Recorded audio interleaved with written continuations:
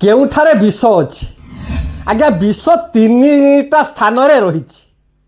प्रथमे केउठारे विष अच्छी ना फणीनांच कंठे सर्प कंठरे विष आज्ञा रही। जो विष को देव देव महादेव पान करथिले एवं गलारे मध्य ताकू आज्ञा धारण करिसंती।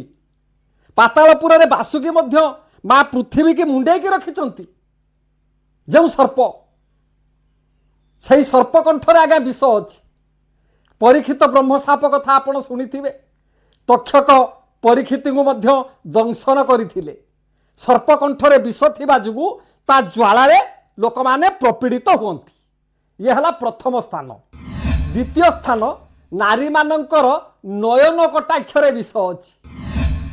प्रमाण कौन अच्छे आज्ञा ना आदिकवि सारला दासंक महाभारत रे प्रमाण अच्छी।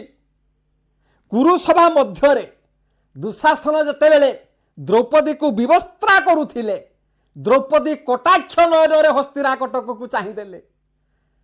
तांकर कटाक्ष नयन विष भरी रही। द्रौपदी चाहिदेबा मात्रे संगे संगे हस्तिरा कटक जली पुड़ी छारखार हो गला। भानुमती उलग्न होई से सभा मध्यरे पहुंचिले। जो नारी आज्ञा दुमुदुमु होगी चलुथुबो गर्जिकी कथबार्ता करुथुबो आखि तांकर पिंगल वर्ण देखा जाउथिबो सेई नारी नयन कटाक्षरे विष रही। ये हला आज्ञा द्वितीय स्थान।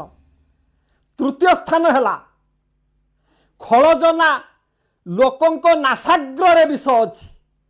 जो लोक दुष्ट लोक खल प्रकृति लोक काहारी सुख देखि पारंतिनी सबुबले क्रोध भाव हृदय रे जाग्रत हुए।